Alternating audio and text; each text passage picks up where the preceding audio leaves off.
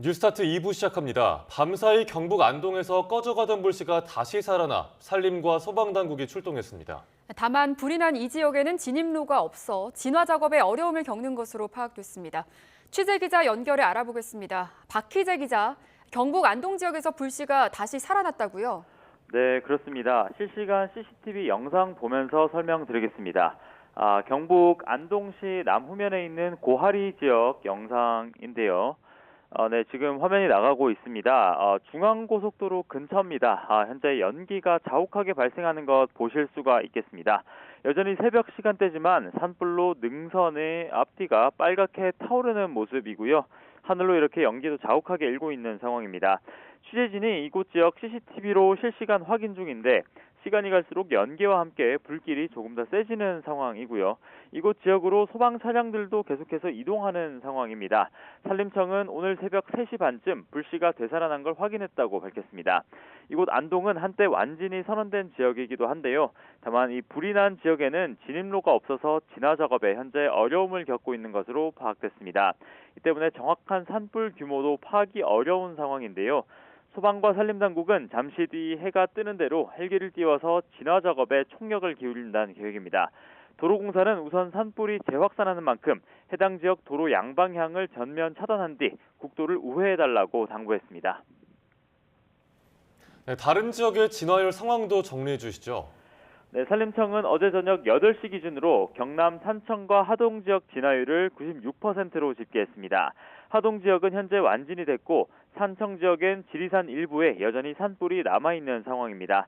이와 함께 어젯밤 중대본은 저녁 8시 기준으로 사상자는 사망자 28명을 포함해 모두 67명으로 집계했는데요.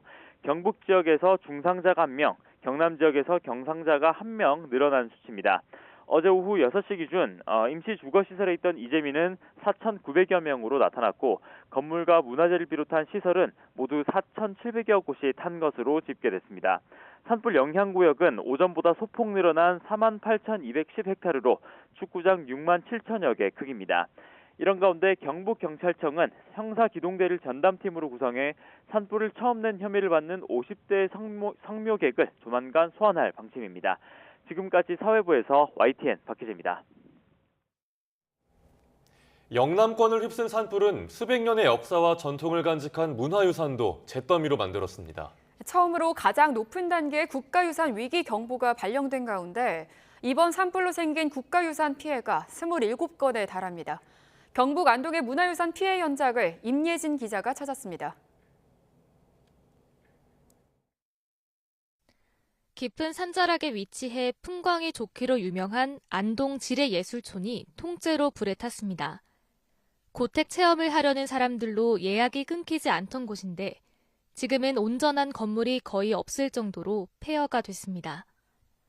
마을에 있던 문화유산도 삽시간에 넘어온 산불에 힘없이 쓰러졌습니다. 1800년에 세워진 경북 문화유산 지산서당입니다. 강한 바람에 문은 떨어져 나갔고 건물이 있던 자리에는 산산이 부서진 기왓장이 흙무더기에 뒤엉켜 있어 발을 디디기도 쉽지 않습니다. 옆에 있던 지촌 종택과 행랑채도 모두 불에 탔습니다. 불길은 거의 사그라들었지만 건물 잔해 사이에선 열기가 계속 피어오릅니다. 신라 문무왕 때 지어져 1000년 넘는 세월을 견딘 용담사도 화를 피하지 못했습니다. 법당인 무량전과 대웅전은 다행히 큰 피해가 없었지만 사찰의 심장 역할을 하는 종무소 한 채가 흔적도 없이 사라졌습니다. 신자들의 시주로 한 장 한 장 쌓아 올린 기왓장도 곳곳에 나뒹굽니다. 새벽에 급히 몸을 피했던 스님은 혹시라도 다시 불이 번질까 전기와 수도가 모두 끊긴 사찰로 돌아와 밤낮으로 잔불을 끄고 있습니다.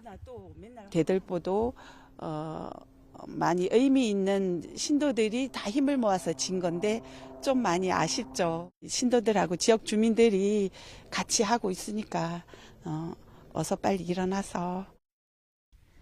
또 금악산 중턱에 있어 산불의 직격탄을 맞은 금정암 화엄 강당도 비석만 덩그러니 남긴 채 폭삭 무너졌습니다. 이 밖에도 조선 후기 고택인 국탄댁과 송석제사가 전소되는 등 이번 산불로 안동에서만 문화유산 11곳이 불에 타 훼손됐습니다. 영남권 전체로는 27건에 달합니다. 무서운 속도로 번지며 재앙 수준의 피해를 낳은 이번 산불은 역사와 전통이 깃든 문화유산도 송두리째 앗아갔습니다. YTN 임혜진입니다. 초대형 산불에 바닷가 마을까지 피해를 입었습니다. 대개철인데 산불 피해를 입은 주민들은 생계 걱정에 마음이 무겁습니다. 김희영 기자가 피해 주민들을 만났습니다. 칠흑 같은 어둠 속 집집마다 불기둥이 치솟습니다. 지난 25일 밤 경북 영덕의 바닷가 모습입니다. 마을 주민들이 덮쳐오는 불을 피하기 위해 서 있던 방파제입니다. 이곳에서 새벽까지 추위에 떨던 이들은 해경에 구조됐습니다. 이렇게 주민이 모두 대피한 마을. 어디서나 탁 트인 경관을 자랑하던 모습은 찾아보기 힘듭니다. 고개만 돌리면 바다가 보이는 마을이지만 화마를 피하진 못했습니다. 슬레이트 지붕은 녹아내렸고 바닥은 검은 재가 쌓였습니다. 통신시설까지 타버려 통화마저 어려운 상황입니다. 청담에서 이거 말할 수가 없습니다. 마을 전체가 지금 전소가 됐는데 좀 이걸 복구하려면은 참 시일이 참 오래 걸릴 것 같습니다. 100세를 넘겨서도 정정하고 자상했던 할머니는 화마가 마을을 덮친 날 미처 몸을 피하지 못했습니다. 아끼는 증손주를 보러 막내 아들 집에 다녀온 지 한 달도 되지 않았던 상황.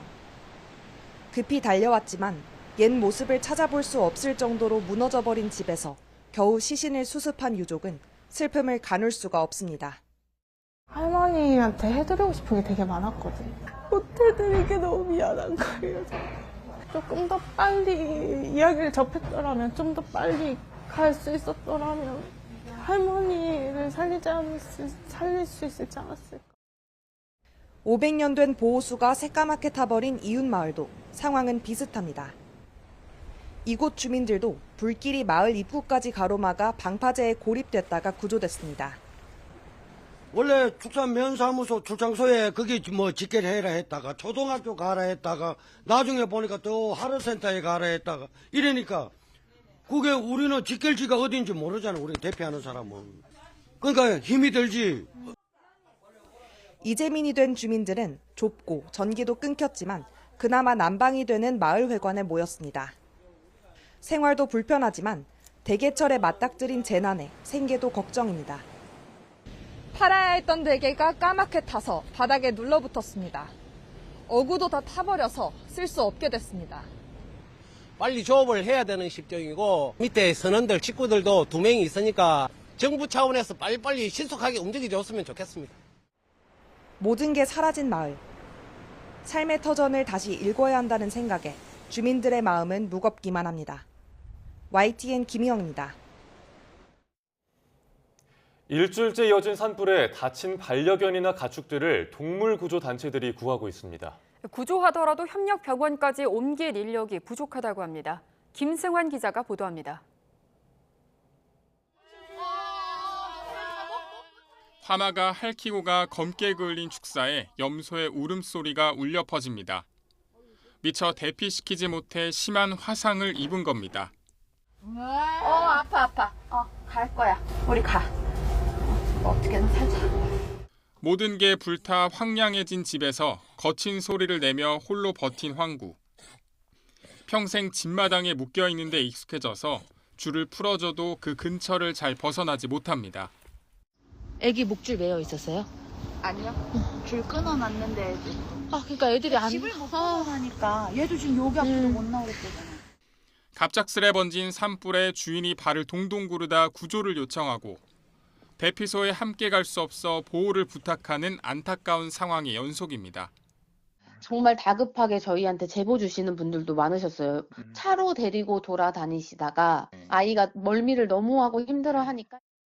동물단체가 나서 대피소 주변에 개, 고양이 등 반려동물이 올 수 있는 임시보호소를 구축한 것도 이런 문제 탓입니다.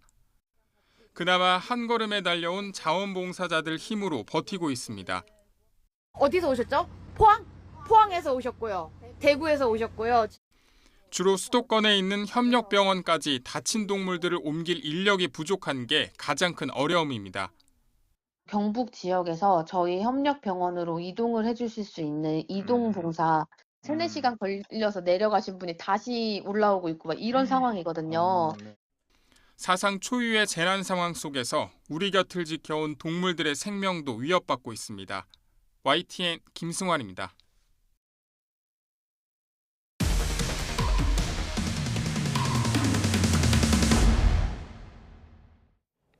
산불 피해 회복을 위해 관계 기관들이 총력을 다하는 가운데 이를 악용한 군 사칭 범죄가 등장했습니다. 자신을 군 간부라고 소개한 남성은 산불 대민 지원에 필요하다며 전투식량 대리 구매를 유도했습니다. 이현정 기자가 보도합니다. 전북 정읍에서 컴퓨터 업체를 운영하는 A씨는 최근 자신을 육군 제35사단 소속 이모 중사라고 소개한 남성으로부터 부대에서 사용할 컴퓨터 2대를 주문하고 싶다며 가격을 문의하는 전화를 받았습니다. 군대 공문서와 사업자 등록증까지 제시해 아무 의심도 하지 못했습니다. 군부대 그 마크가 다 있고요. 그리고 실제로 이 부대 이름이 저희 지역에 있는 부대와 일치하기 때문에. 그런데 결제하기로 약속한 날, 이 중사라는 남성은 산불 때문에 갑자기 대민 지원을 나가게 됐다며 방문이 어렵다고 연락해왔습니다. 지금 산불권 때문에 대민 지원다고 한다 그래서 저희 쪽에서 조금 늦게 갈 수 있을 것 같아요. 그러면서 현장에 지원 나갈 군인과 이재민들을 위한 전투식량도 주문해야 하는데 군에는 비싼 가격을 부를 것 같다며 대신 연락해서 가격을 알아봐 줄 수 있느냐고 부탁했습니다. 애들 밥 먹이면서 저기 지금 대피소에 계시는 분들까지도 한번 같이 챙겨봐라 이렇게 얘기를 하시더라고요. 업체에 연락해 전투식량 가격이 4,800만 원이라고 확인해주자 이번에는 이 비용을 대신 결제해주면 부대 예산을 보내주겠다고 말했습니다. 갑자기 이상함을 느낀 A씨는 남성이 보낸 부대 문서가 자신이 군 시절 봤던 공문과 미묘하게 다른 점을 발견했습니다. 그리고 해당 부대에 전화해보니 같은 이름을 가진 중사는 없었습니다. 실제 YTN 취재 결과 이모 중사는 허위 인물로 공문서도 위조된 것으로 확인됐습니다. 군인 행세를 하며 소상공인에게 접근해 허위로 만든 업체에 부대용품 비용을 대신 내도록 유도한 뒤 돈을 가로채는 사기 수법과 유사한 방식인데 대규모 피해가 발생한 산불 상황까지 악용한 겁니다. 실제로 우리 지역에 그날 불이 났어요.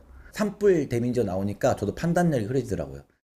이에 대해 육군은 군이 민간에 대리구매를 요청하는 경우는 없다며 유사 사기 범죄를 막기 위해 경찰 지자체와 추가적인 홍보 활동을 진행하겠다고 밝혔습니다. 재난 상황을 이용해 또 다른 피해자를 만들려고 한 군 간부 사칭 범죄에 대한 경계가 필요해 보입니다. YTN 이현정입니다. 어젯밤 9시쯤 경북 청송군 양수발전소 상부댐 근처 야산에서 불꽃이 올라와 재난 문자가 발송됐습니다. 청송군은 재난 문자를 통해 주민들에게 산불 화재로 인한 정전에 대비해달라고 당부했습니다. 다만 청송군청 관계자는 YTN에 현재로서는 근처 송전탑에 영향은 없을 것으로 보이고 바람 등을 고려해도 산불이 번질 상황은 아니라고 밝혔습니다. 다만 야간에 산 꼭대기까지 진입해 진화하긴 어려운 만큼 밤새 소방당국과 함께 상황을 주시한 뒤 날이 밝는 대로 헬기를 띄워 진화할 예정이라고 설명했습니다. 전국 소식 보겠습니다. 한덕수 권한대행 복귀 뒤 처음으로 정부 여당이 산불 현장에서 회의를 열고 추가 경정 예산 편성을 비롯한 지원 대책을 논의했습니다. 민주당 이재명 대표 또한 사흘째 산불 피해 현장에 머물면서 피해 상황을 점검했습니다. 보도에 손여정 기자입니다. 한덕수 대통령 권한대행과 대통령실, 정부 인사와 국민의힘 지도부가 산불 재난의 직격탄을 맞은 경북 안동을 찾았습니다. 한 대행이 지난 24일 직무에 복귀한 뒤 처음으로 정부 여당이 한자리에 모여 피해 대책 마련에 머리를 맞댄 겁니다. 새로운 기후변화에 대비한 전면적인 우리의 산불 대책에 대해서 전반적인 개편 작업을.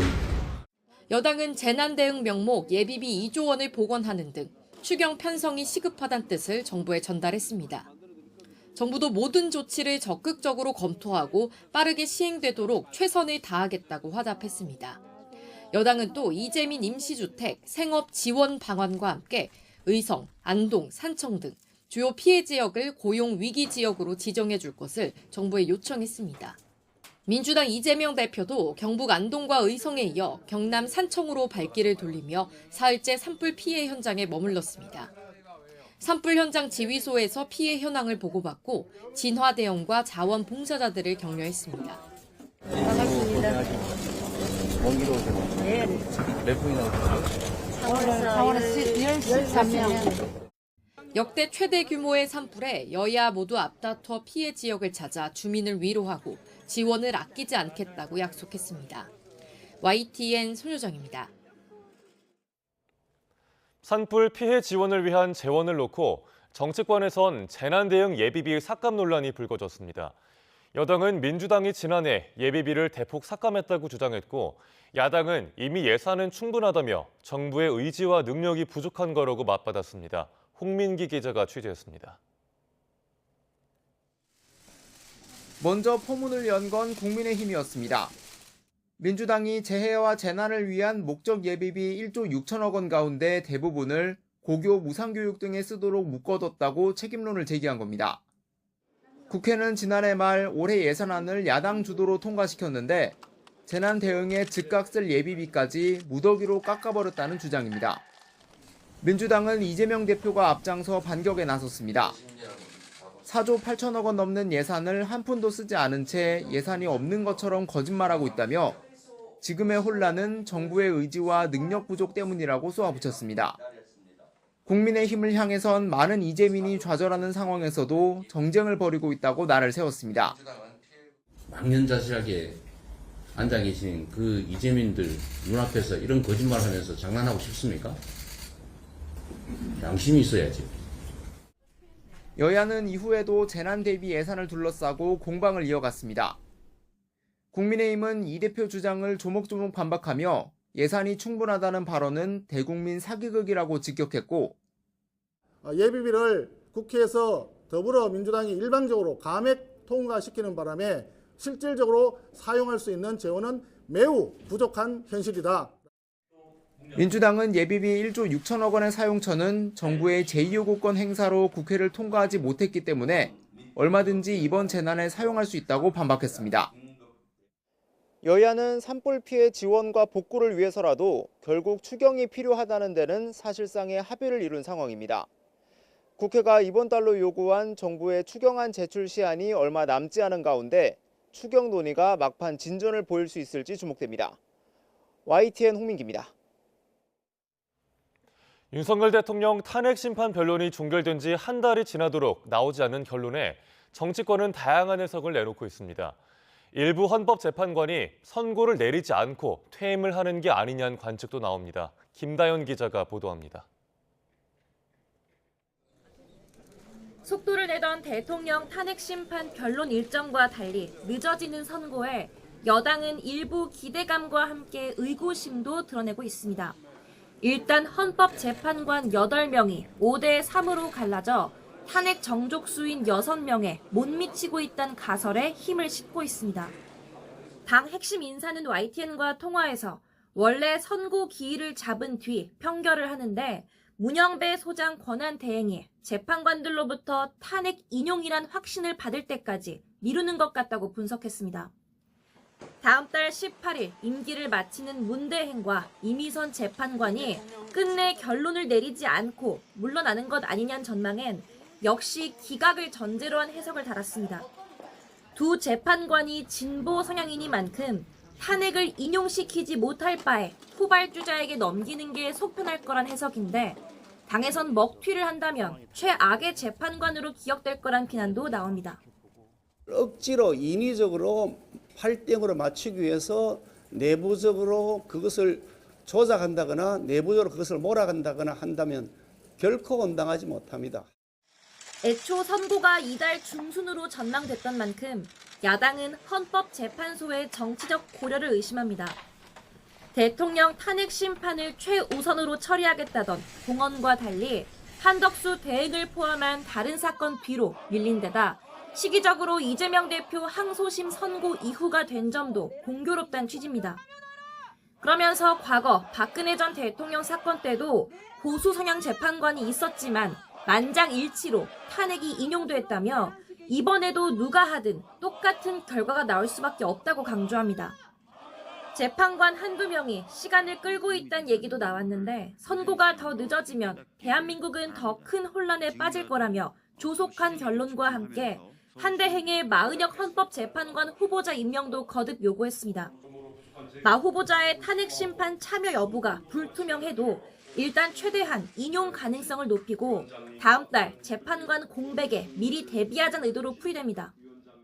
마은혁 재판관을 즉시 임명하십시오. 그렇지 않을 경우 마찬가지로 우리 국회는 아무것도 따지지 않겠습니다. 즉시 탄핵하겠습니다. 헌법재판관들이 어떤 패를 갖고 있는지 알 수 없는 건 정치권도 마찬가지입니다. 여당이 탄핵 기각이나 각하, 야당이 인용을 전제로 말하는 건 여론전 성격도 있는데 헌법재판소의 예상 밖 장고에 아전 인수격 해석이 난무하는 모습입니다. YTN 김다현입니다. 민주당 이재명 대표의 선거법 항소심 무죄 판결에 대법원이 원심을 파기하면서 고등법원에 사건을 돌려보내지 않고 직접 재판하는 파기 재판을 해야 한다는 주장이 여당 내에서 나왔습니다. 국민의힘 김기현 의원은 국회 기자회견을 열고 억지스럽고 기괴한 논리로 사법부 위상을 추락시킨 항소심 판결의 의도성을 의심하지 않을 수 없다며 이같이 말했습니다. 이어 대선 출마 자격과 관련된 사회적 논란이 매우 큰 만큼 파기 재판을 하는 게 원칙에 부합한다며 최종 시민 대법원만이 항소심의 법리 오류를 바로잡을 수 있다고 강조했습니다.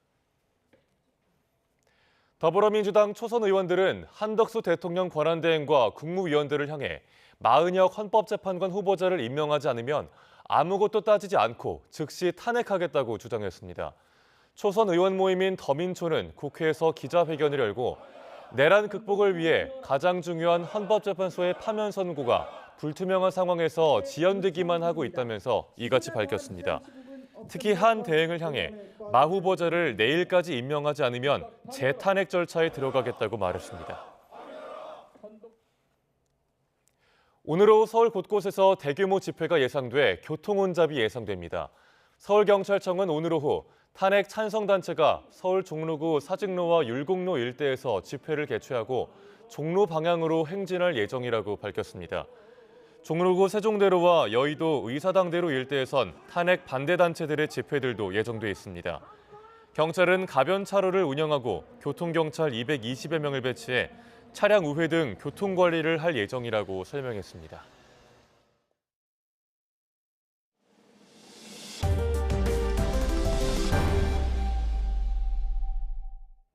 의대생 복귀 기한이 며칠 남지 않았습니다. 의대생들이 제적을 피하려고 복귀는 했지만 수업 거부 등 집단 행동을 이어갈 가능성이 크다는 우려가 나오고 있는데요. 정작 내부에서는 복귀한 학생들을 향해 비난의 화살만 쏘고 있습니다. 이문석 기자입니다.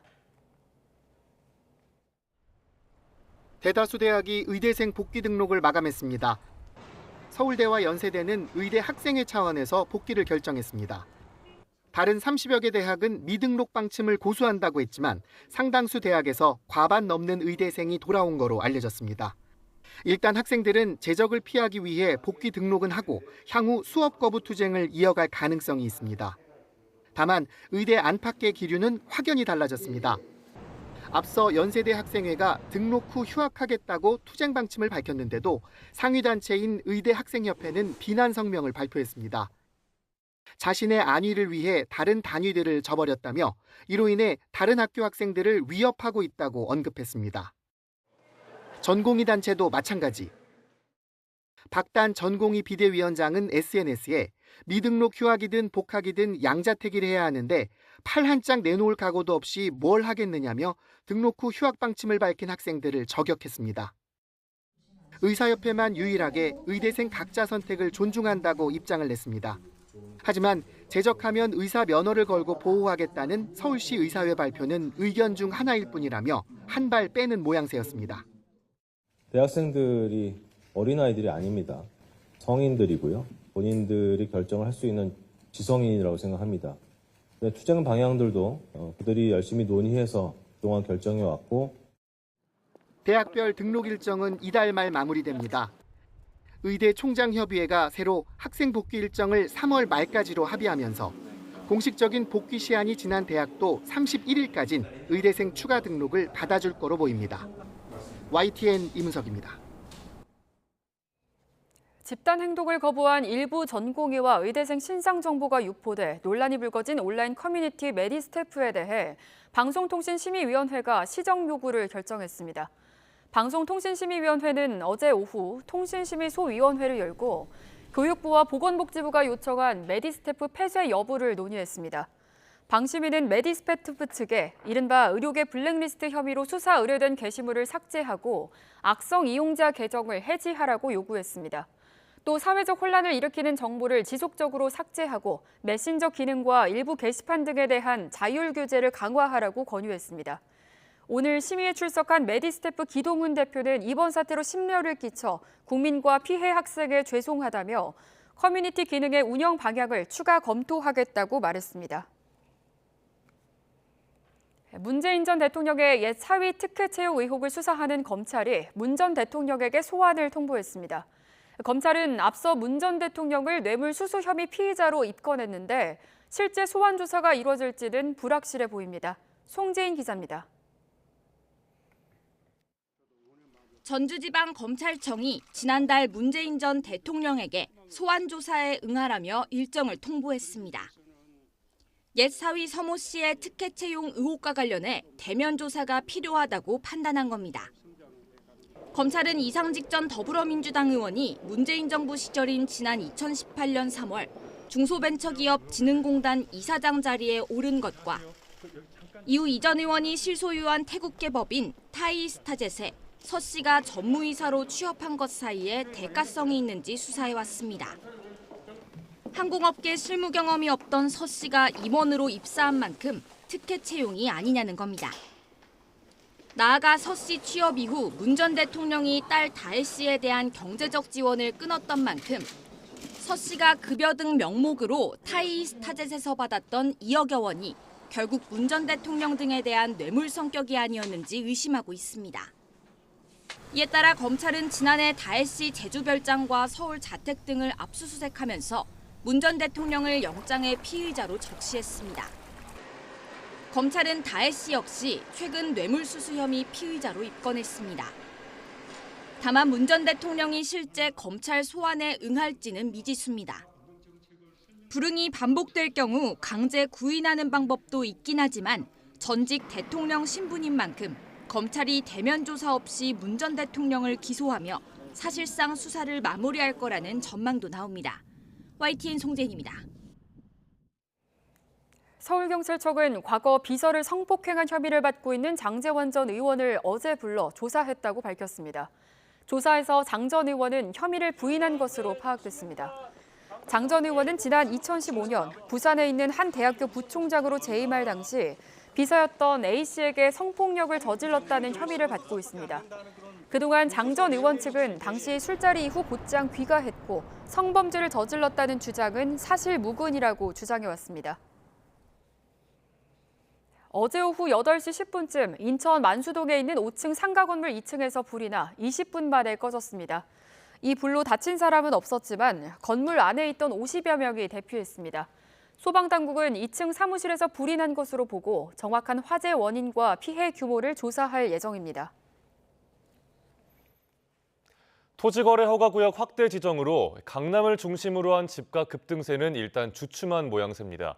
급한 불은 껐지만 대출금리 내림세 속에 7월 추가 규제를 앞두고 막차 수요가 몰리면서 부동산 시장 열기는 당분간 계속될 거란 전망입니다. 이형원 기자입니다.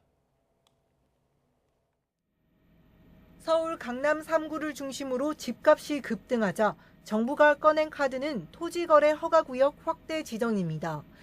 지난 24일부터 시행하면서 해당 지역에 급한 불은 껐지만 부동산 시장 열기 자체를 식히지 못할 거라는 전망이 지배적입니다. 규제에 묶이지 않은 곳으로 매수세가 뻗어나가는 풍선 효과에 오는 7월 3단계 DSR 규제를 앞두고 막차 수요까지 몰리면서 집값이 들썩일 수 있기 때문입니다. 실제로 정부가 강남과 용산을 토지거래 허가구역으로 묶은 뒤 경기도 과천의 집값 주간 상승률은 0.55%로 여전히 높았습니다.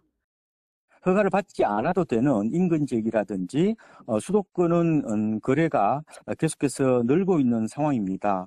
하반기 대출 규제 문턱이 높아지기 전에 막판 매수세도 유입될 수가 있어서 대출 문턱이 낮아진 것도 수요를 부추기고 있습니다. 은행권 가계대출 금리는 석 달째 내림세입니다. 특히 주택담보대출도 한 달 만에 하락 전환했는데 한국은행은 이런 추세가 계속될 것으로 내다봤습니다. 은행 존유물 금리를 좀 봐야 되거든요. 지난 2월 대비 한 0.02%포인트 좀 소폭 떨어졌어요. 또 1월 중순에 그 가산금리 내리겠다고 그 은행들이 발표를 많이 했잖아요. 이제 반영이 될 거기 때문에 좀 완만하게 좀 하락할 것으로 이렇게 보고. 이에 정부는 2분기 이후 가계대출이 많이 늘어난다면 가능한 모든 조치를 한다는 방침입니다. YTN 이영훈입니다.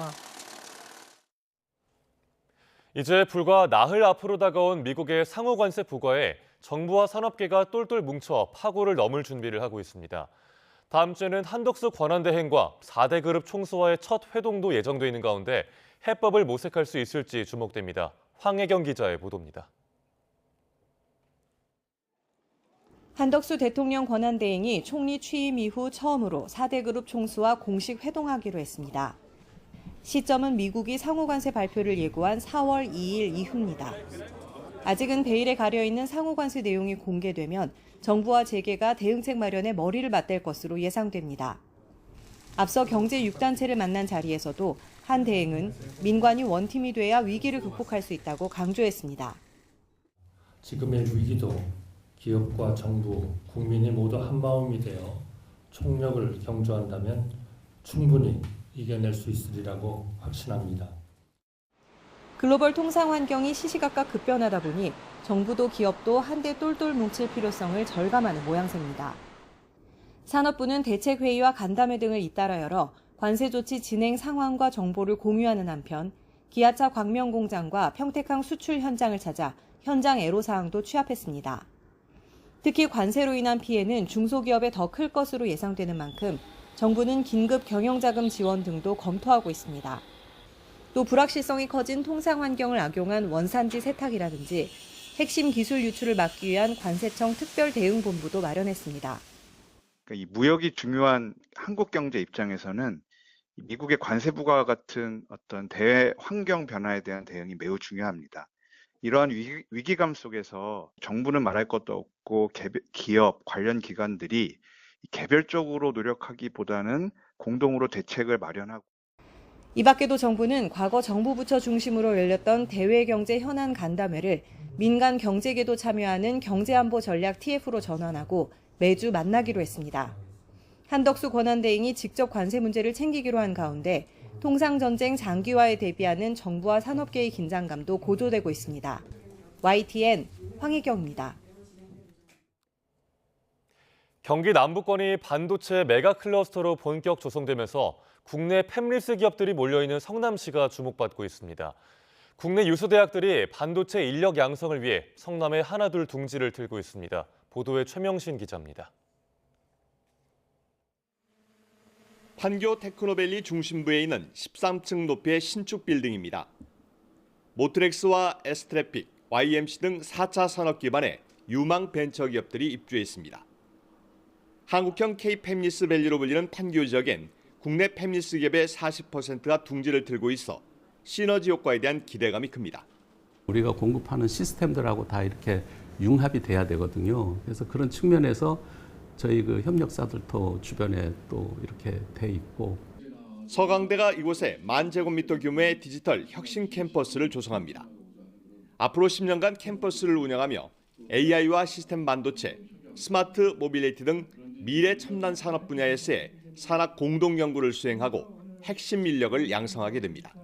이곳에서 혁신 스타트업 육성, 첨단 산업 전문가 교육, 그리고 현장형 R&D 지원을 위한 글로벌 산학 협력 혁신 생태계를 만들고자 합니다. 성남이 4차 산업을 위한 인재 양성 요람으로 주목받고 있습니다. 특히 AI와 시스템 반도체를 매개로 서강대를 비롯해 카이스트와 성균관대, 미국 카네기 멜론대 등 국내외 유수 대학들이 성남시와의 협약을 통해 속속 둥지를 틀고 있습니다.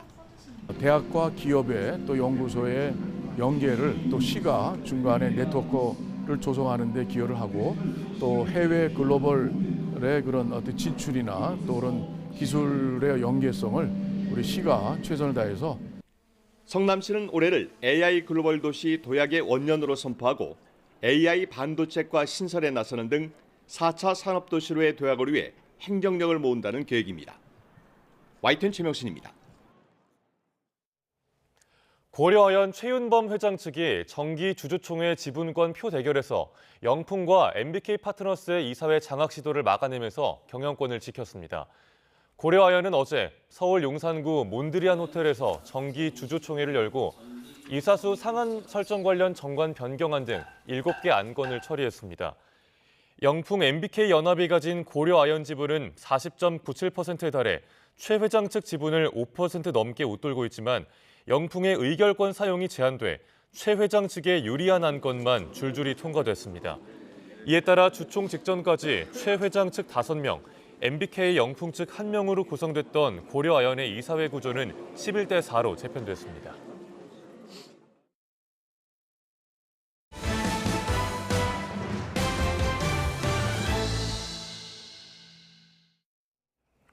미얀마에서 100여 년 만에 가장 강력한 지진이 일어나 지금까지 사망자만 100명 넘게 발생한 것으로 집계됐습니다. 군부와 반군 세력의 내전이 수년째 이어진 탓에 치안과 의료 시스템도 취약해져서 재난의 여파가 더 커질 수 있습니다. 홍주혜 기자입니다. 오토바이가 널브러진 도로 위로 건물 잔해가 우수수 떨어집니다. 사람들은 공포에 질려 비명을 지르며 어쩔 줄 몰라 합니다. 비행기를 기다리는 공항 게이트도 아비규환이 됐습니다. 규모 7.7의 강진이 미얀마 중부를 강타하면서 숨지거나 다친 사람이 계속 늘고 있습니다. 도로와 교량, 건물 같은 공공 인프라도 큰 피해를 입었습니다. We currently have concern for large-scale dam that people are watching to see the conditions of the dam. We also know that the major bridge that connects Mandalay to Sagaing has also collapsed. 게다가 수년째 이어진 내전으로 치안과 의료 등 사회 시스템이 취약해질 대로 취약해져 상황은 더 악화할 수 있습니다. 여러 지각판이 맞닿은 곳에 자리한 탓에 앞으로 다른 강진이 발생할 수 있다는 것도 우려를 키웁니다. In the last 100 years or so, there have been 14 earthquakes with a magnitude of 6 or above within 200 kilometers of the epicenter of today's earthquake. The largest of those had a magnitude of 7.6. 권력을 잡은 뒤 인터넷과 소셜미디어 접근을 막는 등 국민을 외부 세계로부터 고립시켜온 미얀마 군부도 이번엔 국제사회에 도움을 요청했습니다.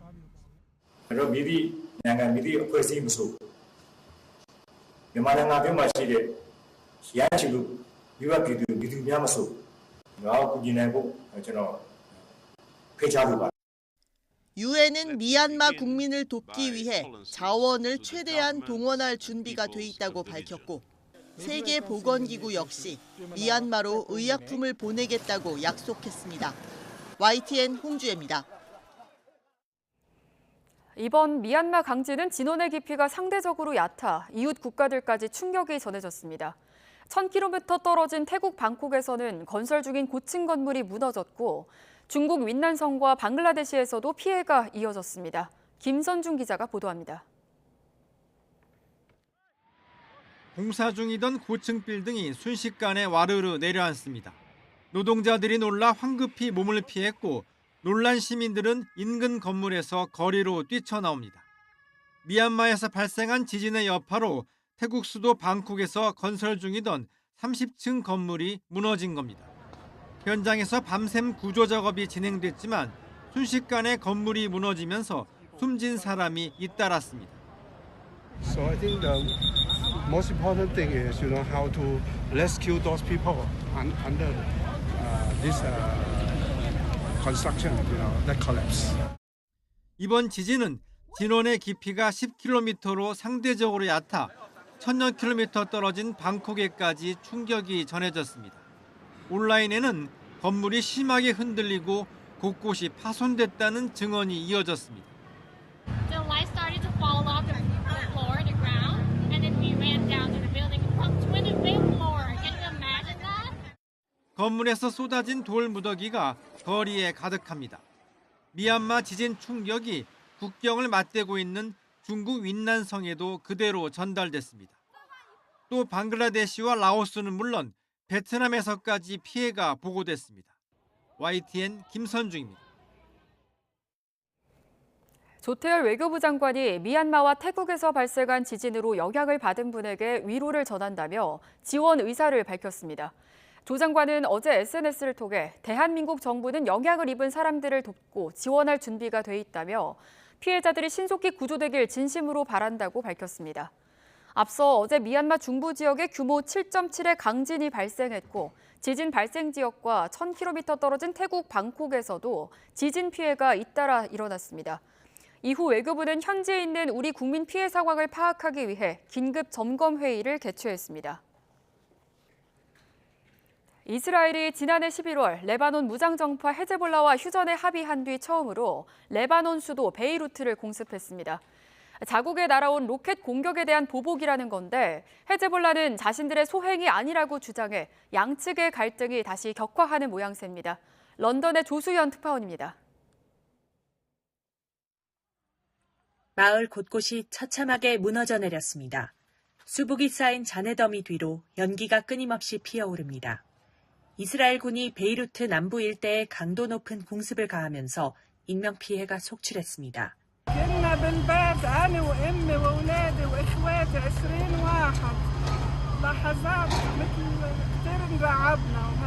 이스라엘은 레바논에서 자국 북부로 날아온 로켓 공격에 대한 대응이라며 헤즈볼라의 드론 시설과 로켓 발사대 등을 표적으로 삼았다고 밝혔습니다.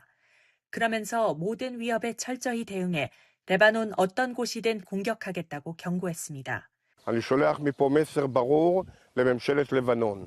אם לא תאכפו את הסכם הפסקת האש, אנחנו נאכוף. 그러나 헤즈볼라는 자신들은 이번 로켓 발사와 아무런 관련이 없다며 이스라엘이 레바논 침공을 위해 구실을 꾸며낸 것이라고 주장했습니다.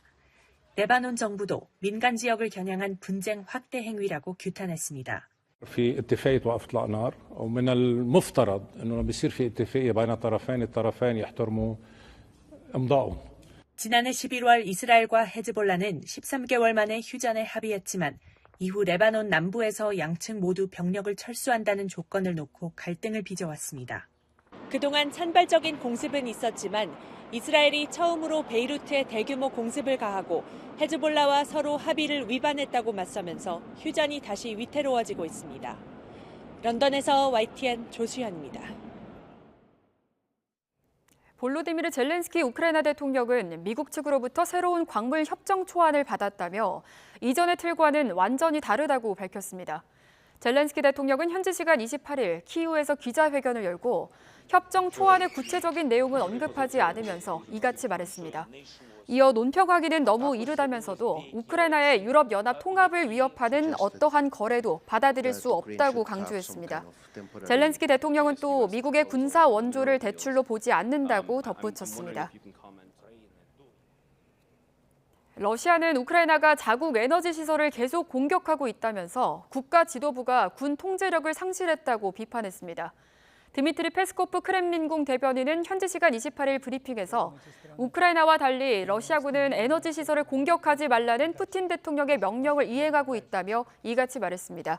이어 우크라이나 정권이 공격 유예를 준수하지 않을 경우 러시아도 당연히 이를 준수하지 않을 권리를 갖는다며 지난 24일 사우디아라비아에서 열린 러시아와 미국의 회담에서도 이런 이해가 공유됐다고 설명했습니다.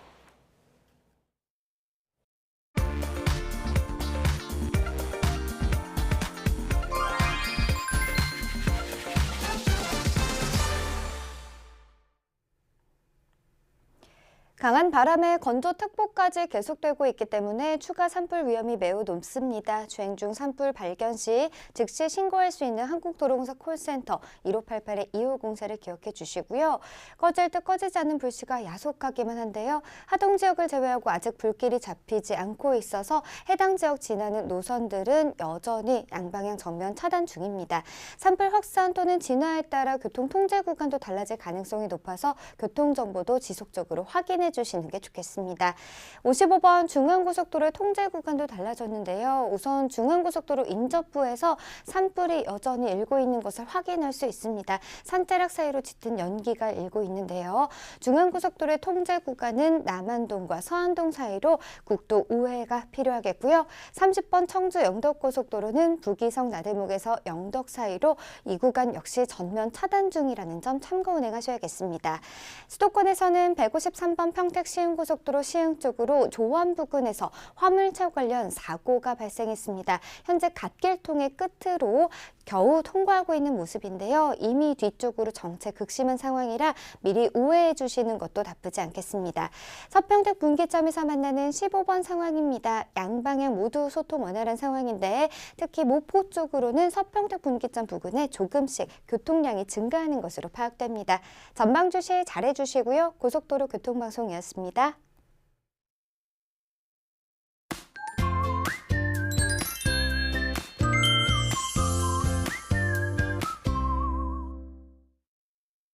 하루 사이에 기온이 뚝 떨어졌습니다. 현재 서울 기온은 0.9도, 체감온도는 영하 2도까지 내려가 있고요. 낮에도 6도에 머물면서 어제보다 6도나 기온이 낮아서 쌀쌀하겠습니다. 종일 보온에 신경 써주시길 바랍니다.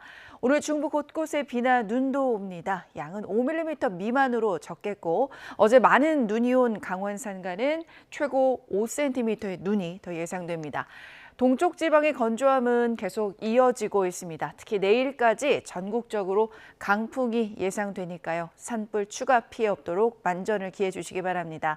오전부터 오후 사이 중부지방을 중심으로 비가 오늘 오겠고 강원 동해안과 호남, 경북, 제주도는 빗방울 정도 예상됩니다. 현재 기온 살펴보겠습니다. 현재 춘천 영하 3.4도, 대구가 영상 4.2도고요. 낮 기온은 서울이 6도, 춘천 8도, 대전과 전주 10도, 창원은 14도까지 오를 것으로 보입니다. 당분간 비 소식은 없겠고 꽃샘추위는 월요일인 모레 낮부터 점차 누그러들 전망입니다. 날씨였습니다. 뉴스타트 2부 마칩니다. 잠시 후 3부가 이어집니다. 시청해주신 여러분 고맙습니다.